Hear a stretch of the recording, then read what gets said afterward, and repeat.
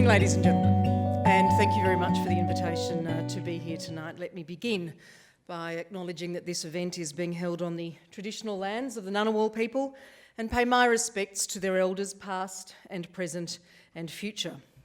Let me acknowledge a number of senior representatives of Defence who are here this evening, and if I was to acknowledge all of my friends, we'd be here for a long time, so excuse me for not doing that. But to Chief of Army, Lieutenant General Angus Campbell, the Chief Defence Scientist, Alex Zielinski, the Deputy Secretary of the Capability Acquisition and Sustainment Group, Kim Gillis, to the Secretary of the Department of Immigration and Border Protection, Mike Pozzullo, and the many other distinguished guests. I also want to acknowledge all the serving members of the ADF who are here this evening and any veterans who are here, and acknowledge and thank you for your service. The work of ASPI is well known to all of us, and its contribution that it makes to national security policy discussions. Not everybody will know how long I've known Peter Jennings, though, which goes back a very long time. Peter, congratulations on your leadership of ASPI, the work that you do, the work that you and your staff and your board puts together in leading so much of the national policy discussion, national security policy discussion in Australia. And here we are in Old Parliament House. It's slightly terrifying for me to tell you that I actually worked as an advisor in Old Parliament House. I, of course, was 8 at the time. I wish. But I worked for an amazing Australian, a real leader in national security and foreign affairs in the Old Parliament House. Not in one of those portfolios at the time, but nevertheless, what you learn immersed in an environment like that from somebody like Andrew Peacock, you never forget. So when people ask me where my interest in the issues that prevail across our area of policy comes from, then people like Andrew Peacock and this building, this venerable building, are most certainly a part of that. I also have to tell you that I've come from the visit of His Royal Highness, Prince Henry of Wales today, Harry to his mates, I gather, and his presence here in relation to the Invictus Games. And ladies and gentlemen of the defence industry, if you thought you were going to get out of here tonight without paying for something, you're very wrong. Because the Invictus Games is coming to Australia in September of 2018. It is for our wounded warriors. It is about their capacity to be unconquered. And they will compete in September of this year in Toronto in Canada and in Sydney in 2018. Sydney didn't put on her best show today, but that's a whole other story. But Invictus Games 2018 still needs your support. So if you are a representative of defence industry and you think you can make a contribution to that extraordinary purpose, and I've met many of the Australian men and women who are going to be our competitors, extraordinary Australians who gave everything except their lives to what we asked them to do in the ADF. If you can make a contribution to that, then you'll really know that you are making a difference. So please, I really mean it, think about it. The reason I brought my phone up here was because I had just texted Philip Pryor, the Chief Financial Officer of the Department of Defence, and Peter Lay, the Chair of the Australian International Military Games Board, to ask them how much more they needed. But neither of them was quick enough off the mark to come back to me, so I had to give my phone to Chris Jenkins. There you go. You know what? It's Tallis. Hey. So, ladies and gentlemen, this year's conference topic, which I gather has generated a theological discussion, no less, today, building the joint and integrated ADF, is very timely. In the 2016 Defence White Paper, the government said that there will be, and I quote, more emphasis placed on the joint force, bringing together different land, air, sea, intelligence, electronic warfare, cyber and space capabilities, so the ADF can apply more force, more rapidly and more effectively when called on to do so. I'd like to make a few observations tonight about why it's important that we drive and reinforce this. This week sees the 73rd anniversary of what some might call the most complex joint and integrated military operation in history, Operation Overlord, the Normandy invasion of Europe in 1944. While the invasion started at dawn on the 6th of June, it wasn't until 73 years ago today, on the 7th of June 1944, that it was clear the beach lodgement had succeeded as planned. It was the largest amphibious armada ever seen, and it brought together a daunting sea, land and air military force at one place at one time, all without computers or mass data storage, digital communications, or even PowerPoint. Could we do it again with slide rules and typewriters? How many min subs would it take? But the real question is, what made the Supreme Headquarters Allied Expeditionary Force work? How did they mount a 1,200 plane airborne assault, a 5,000 ship amphibious landing, and put 120,000 soldiers on the beaches in the one day? Perhaps it was less about technology and platforms and a lot about attitudes and behaviours and organisational agility. And while we commemorate the combat losses incurred during that fight, we should also remember the example of joint and integrated effort and identify the lessons from that. I want to look at the national interest in my observations tonight. When government advocates for a joint and integrated Australian Defence Force, we want more than a networked and integrated tri-service force. We want a defence force that is a joint actor, that is meshed with Australia's government sector, industrial sector and civil society sector to produce an integrated national effort. When we talk of using all elements of national power to resolve national challenges, we want to see defence as a well-integrated and joint resource. And we want to see that defence is already an integral part of an international ecosystem of appropriate capabilities operating in a connected, effective and efficient manner. So why does government want these things? Firstly, and importantly, because we must have them. The modern world is widely networked, deeply integrated and highly agile. Technology is disrupting industries from media and banking to accommodation and transport. Clearly defence, and indeed government more broadly, is not immune from those changes. And the expectations of the people have changed. They expect government agencies to be digital and to be integrated by default. I don't for one moment underestimate the challenge that this presents for defence and government in terms of the rapid change. For example, I recently spent a night with the CDF and a few others on board HMAS Arunta while she transited the Straits of Hormuz on our deployment of Arunta in the Middle East as part of Op Manitou. And I was speaking with some of the crew about the planned upgrades to IT hardware on board. They're pretty down-to-earth, practical sailing men and women. They were quite excited by the upgrades and the benefits that they knew that they would bring to their jobs.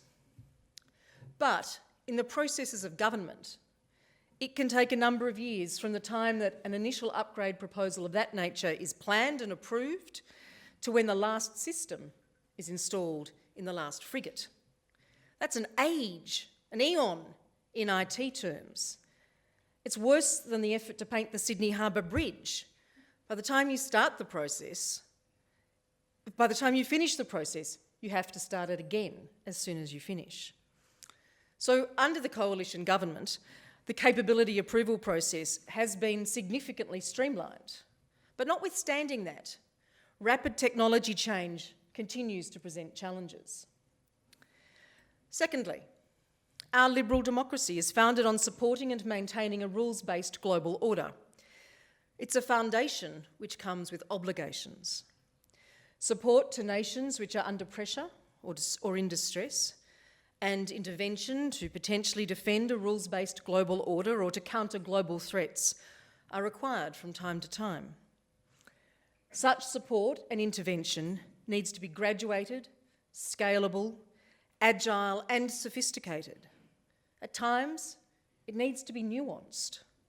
It requires a defence contribution that is properly joint and well integrated. Thirdly, we're part of an international community of like-minded nations. We share alliances, treaties, and international relationships and arrangements, and they range from the formal ANZUS alliance, the core of our security and defence arrangements, through to an enhanced opportunity partner arrangement with the North Atlantic Treaty Organisation, for example.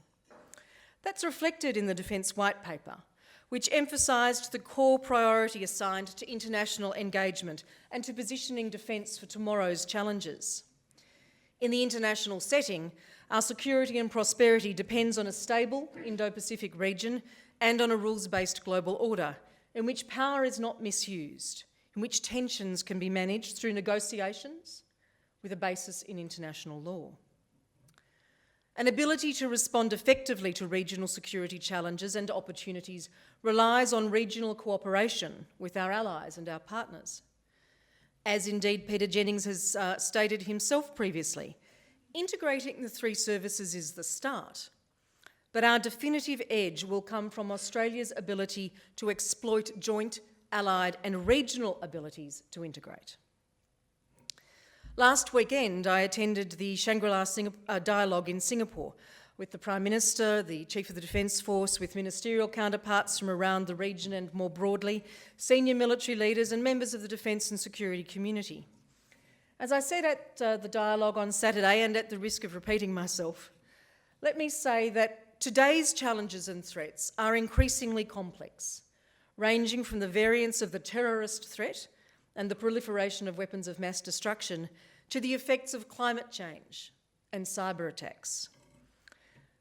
We have to challenge any complacency born of a belief that our increasing economic independence acts as a guarantor of security, because it's a false belief. We have to invest the same level of commitment and ambition in our security cooperation that we have in economic cooperation. And we do need to make new efforts to uphold and reinforce the rules-based order that has enabled us to get where we are today, an order by which so many in this region have benefited. An effective way for us to defend against rules being bent or selectively applied is by strengthening our regional cooperative mechanisms. We have a very proud history in Australia of contributing to these regional frameworks, from the ASEAN Defence Ministers Meeting Plus to the South Pacific Defence Ministers Meeting. Having called for annual meetings of the ADMM Plus at my first meeting of the group in Kuala Lumpur in 2015, I'm pleased to see that this will now occur. It's important for the engagement between nations to be regular and consistent, and annual meetings will assist in this process, particularly in an increasingly dynamic strategic environment. I met with many of my ASEAN counterparts during the Shangri-La dialogue, which was an important opportunity and a very timely one to engage on and reinforce our mutual strategic interests. Australia is also a foundation member of the South Pacific Defence Ministers Meeting, and indeed there were 4 or 5 members of the South Pacific Defence Ministers Meeting present in Shangri-La, including, importantly, Fiji. It was also very useful to see very important progress to see Fiji at our recent meeting of the SPDMM in Auckland, and in fact I look forward to attending the next meeting of that group, which will be hosted by Fiji. In the 2016 Defence White Paper, the government recognised the importance of our international relations in shaping our strategic environment and the importance of prioritising this engagement accordingly. This includes more regular participation in bilateral and multilateral exercises and an increase in our defence presence across the region. Through increasing engagement with our regional partners and our allies, whether by bilateral and multilateral exercises or embedded staff, or student exchanges, or shared operational activity, the ADF constantly develops its ability to work more closely with its regional counterparts. It draws us together. It binds us in the collective self-interest of stability and security. To give you, for example, a quick snapshot of some of the breadth of our bilateral and multilateral program in 2017. In May, more than 300 ADF personnel participated in Exercise Bersama Shield with our 5-power defence arrangement partners: Singapore, Malaysia, the United Kingdom, Australia and New Zealand. And the FPDA made a very significant change to our focus in our meeting in Singapore on the weekend, with an agreement and an intention to work together more closely on terrorism-related issues. A quite significant change in the FPDA's consideration and approach. Australia and India will participate in bilateral naval drills as part of AUSINDEX later this month. As part of Exercise Kawari, Australia, the United States and Chinese personnel practiced their survival skills in Northern Australia some weeks ago as well. And of course, later this month, we will begin Exercise Talisman Sabre, bringing together more than 30,000 US and Australian troops, more than 25 ships, more than 150 aircraft. New Zealand will also participate in the exercise, while Japan will have observer status as they did in 2015. These are extraordinarily important engagements in developing those key relationships and in our integration with our counterparts in the region. Our integration with our allies has also demonstrated its benefits in the fight against Daesh. In fact, our interoperability with the United States and other coalition members was a key reason that we were able to so effectively respond to the threat posed by Daesh in 2014. Within 3 weeks of committing to the request, Australia was able to deploy the Air Task Group to the Middle East and begin combat operations. This was a result of a conscious decision by Defence more than a decade ago to ensure that we could plug in to coalition operations. To do this, Air Force developed a strategy to give personnel increased exposure through those exchanges and exercises with other nations and to train the way we fight. During my Anzac Day visit to the Middle East this year, I visited the Coalition Air and Space Operations Centre, the nerve centre of the Coalition Air Campaign in Iraq, Syria and Afghanistan. It is impressive to see the Australian personnel sitting side by side with their counterparts, integrated within the coalition to deliver the air support required by the Iraqi security forces. I also come here tonight from our AUSMIN 2017 talks on Monday of this week in Sydney. The alliance with the United States remains at the core of our security and defence arrangements, and we committed this week to continue to strengthen the relationship, including through our joint military operations in Iraq, in Afghanistan, and of course through our force posture initiatives in Northern Australia. We look forward to continue to working together through the marine rotation of the Force Posture Initiatives program of joint exercises and to engaging with a number of our regional neighbours through these exercises as well. As a result of our long-standing alliance, and in particular its breadth, our integration with the United States is extensive. For example, Australia, in fact, has more than 600 permanent Australian Defence personnel, scientists and engineers in the United States, literally spread across 31 states and, of course, the District of Columbia. Australians hold a number of command and deputy command positions in coalition forces, and that extends to strategic theatre placements such as the Australian Major General, who currently holds the position of the Deputy Commanding General of the US Army in the Pacific.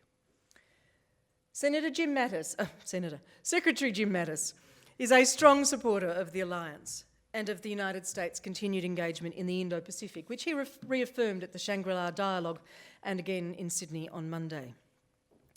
As part of those AUSMIN consultations, we underlined our shared commitment to strong regional organisations, especially the East Asia Summit, APEC and the ASEAN Defence Ministers Meeting Plus. Ladies and gentlemen, The government is committed to working, of course, with industry to ensure that we are able to develop and maximise the skills and knowledge we have right here in Australia in order to deliver the capability we need so as to achieve a truly joint and integrated ADF. A force that is integrated by design, not stitched together as required. Our Defence Industry Policy Statement set out the key principles for better engagement between defence and industry, and the key industry initiatives in the White Paper, the Centre for Defence Industry Capability, the Defence Innovation Hub, the Next Generation Technologies Fund, are now all in place, supporting industry to deliver the innovative new capabilities required by defence. Innovation, focused on continual improvement and collaboration between science, industry and defence, has been able to ensure that our forces are amongst the best equipped in the world. This will require defence to work closely with industry in innovative ways, as we're already doing for programs like Plan Jericho. Between RAF Base Edinburgh and RAF Base Williamtown, I travelled recently on one of Air Force's new P-8 Poseidon maritime patrol aircraft as part of a comprehensive familiarisation, and to stop Leo Davies asking me to do it. It's not every day that you end up looking out the window of the aircraft on which you are flying and notice that you're flying smoothly just a couple of 100 feet above the ocean. That is exactly, though, what this aircraft does as part of its advanced anti-submarine warfare capabilities. Each of the P-8's advanced capabilities, its advanced multi-mode radar, its high-definition electro-optic camera, its acoustic system and its advanced electronic support system were on show for the familiarisation activity.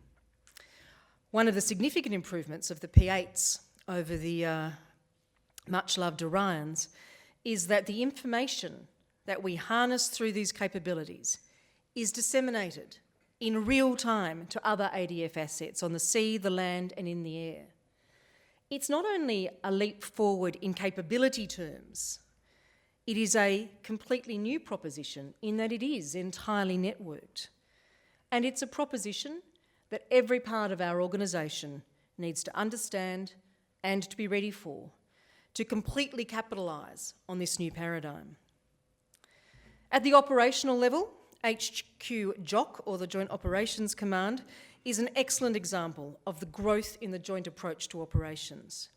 Established in 2004 to command and control all ADF operations worldwide, since then the ADF has further enhanced its capacity to provide an integrated contribution into whole-of-government missions. We have a 24/7 Joint Control Centre, where each of the services participate as an integrated ADF, working side by side with colleagues and advisors from other government agencies. But there is more to do to create a truly joint and integrated ADF. We need to continue to drive the engagement with our regional partners and allies.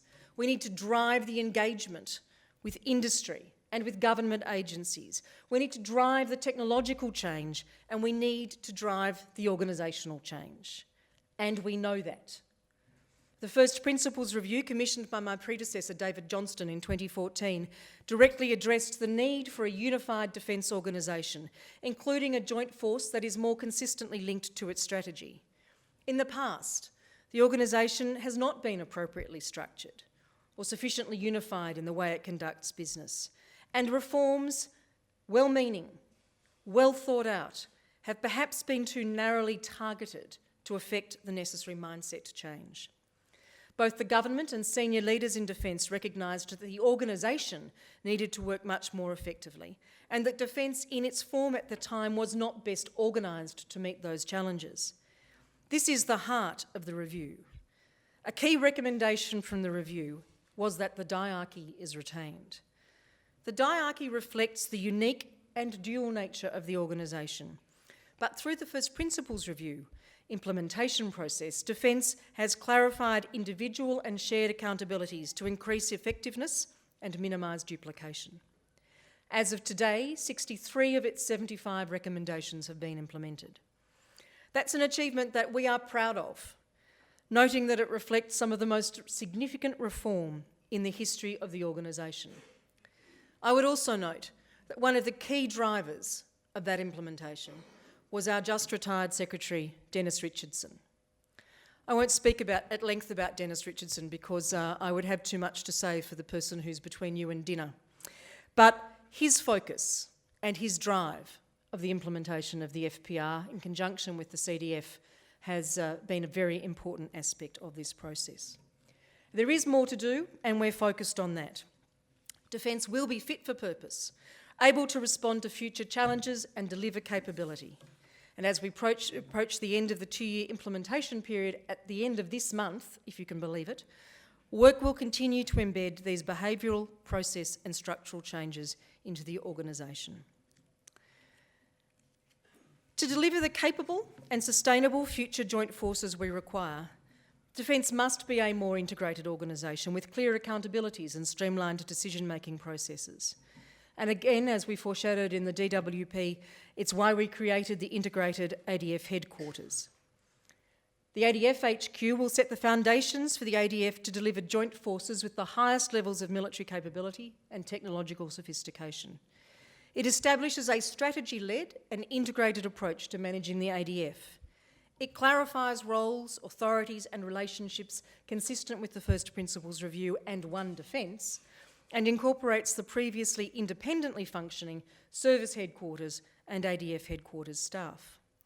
Its implementation began in early April, and it will establish clear authority for the strategic level of development and generation of joint forces, including all capability from platform and systems to essential enablers and integrating elements.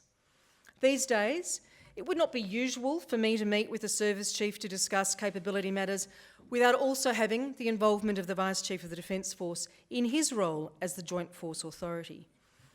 We can't afford to make capability decisions in isolation. A service chief and a capability manager will always have a vital role in advising me on capability matters within their domain, but the joint view is essential. Prioritising integration will require ongoing cultural change. But as I said at the beginning, attitudes, behaviours and organisational agility are key to ensuring we can create a truly joint and integrated ADF.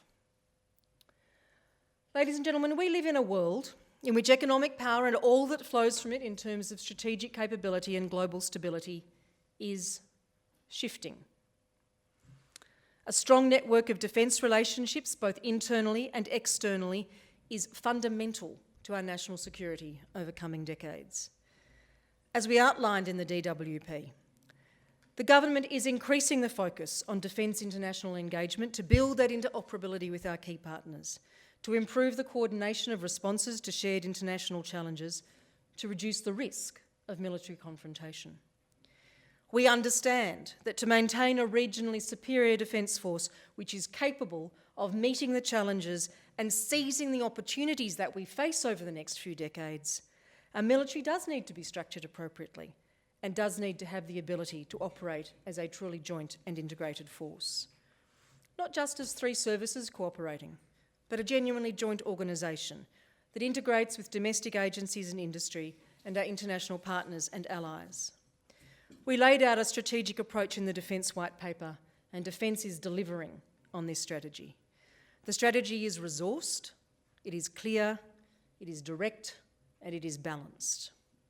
When I began tonight, I used Operation Overlord as an example of how joint and integrated capability is more than the quantity and quality of platforms and equipment. It's about attitudes, behaviours, connections, and confidence.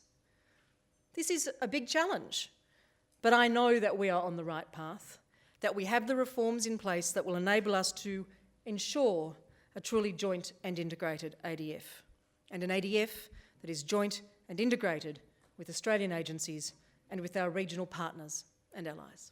Thank you.